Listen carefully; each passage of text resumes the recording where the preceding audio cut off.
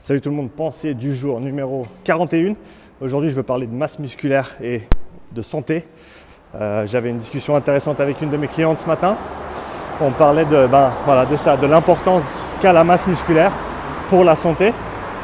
Surtout quand une personne devient un petit peu plus âgée. Donc, on va dire au-dessus. Autant c'est important d'être jeune et fort et pouvoir bien utiliser son corps, etc. Donc de développer cette masse musculaire, cette force quand on est plus jeune. Autant à mon avis, à partir du moment où on passe la quarantaine, ça devient encore plus important.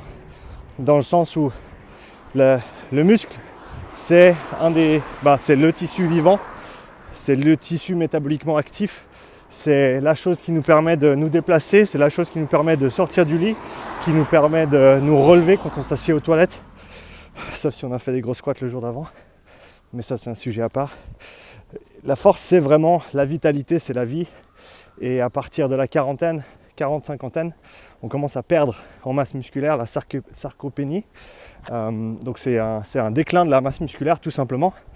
Effet naturel, qui peut être paré avec du renforcement, qui peut même être inversé. On peut encore gagner en masse musculaire après 40 ans, après 50 ans, bien sûr, ça c'est clair et net. Exemple anecdotique, j'ai eu l'opportunité de travailler avec un client quand j'étais au Canada qui s'appelait Roy. Roy est venu me voir, il avait 63 ans, il n'avait jamais touché une haltère de sa vie, beaucoup de travail d'endurance, beaucoup de travail de course à pied, jamais fait de renforcement. 63 ans, on est parti de très très loin, je me rappelle encore, ça c'était dans les premiers 6 mois, il avait une barre à 42 kilos, 100 pounds. 44 kilos peut-être. Et il a raté la 10e répétition, donc il arrive à faire 9 répétitions avec 40 kilos. Et au fil des 2-3 ans pendant lesquels on a travaillé ensemble, Roy a réussi à monter son développé couché et au final à faire des barres à plus de 100 kilos. Je crois qu'il avait, le max qu'il ait fait c'était 105 ou 107 kilos si je ne me trompe pas, à 65 ans. Donc voilà, l'âge, c'est pas une excuse pour pas fournir le travail, pour pas devenir plus fort, pour pas gagner en masse musculaire. Et ça c'est un cas un petit peu extrême. Tout le monde n'a pas besoin d'aller chercher des barres comme ça, des charges comme ça. Mais est-ce que quelqu'un va bénéficier de pas pouvoir faire un bench press à 30 kg, à ensuite pouvoir monter sur des 50, 60 kg? C'est clair que ça va avoir un effet non négligeable sur la qualité de vie, sur la motricité de tous les jours, surtout dans les jambes. On parle beaucoup d'équilibre, on parle d'anciens qui se cassent des os en tombant.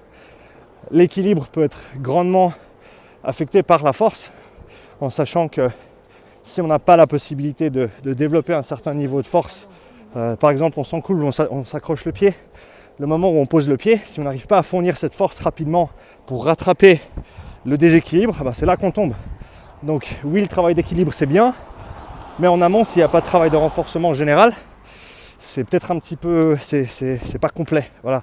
Donc vraiment, à mon avis, ce travail de renforcement général, donc squat, et encore une fois, j'ai vraiment pas de préférence, j'y vais vraiment surtout pour des clients de population générale. Il n'y a rien qui doit être fait, il n'y a pas d'exercice qui soit indispensable.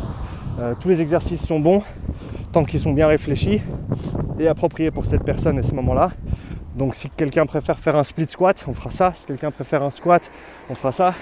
Halter, barre, machine, leg press, c'est vraiment égal pour moi tant qu'on fait du travail, tant qu'on voit une progression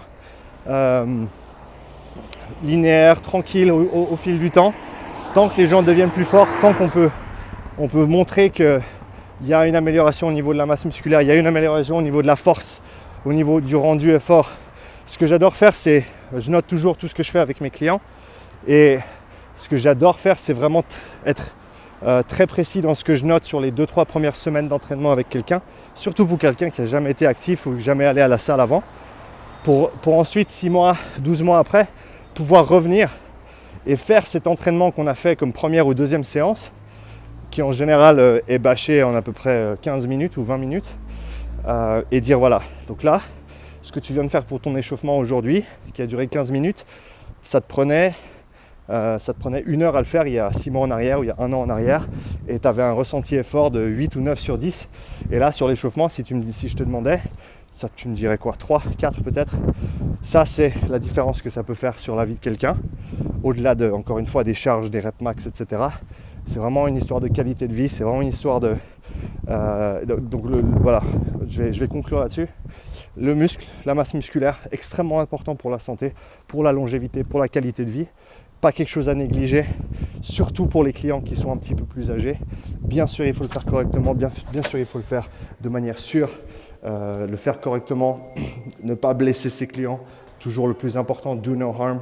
Ça devrait être notre première mission en tant que coach. Mais à partir de là, on peut faire plein de belles choses une fois qu'on met ce processus en place. Je suis intéressé de savoir si vous avez le même avis là-dessus, si tu as le même avis là-dessus.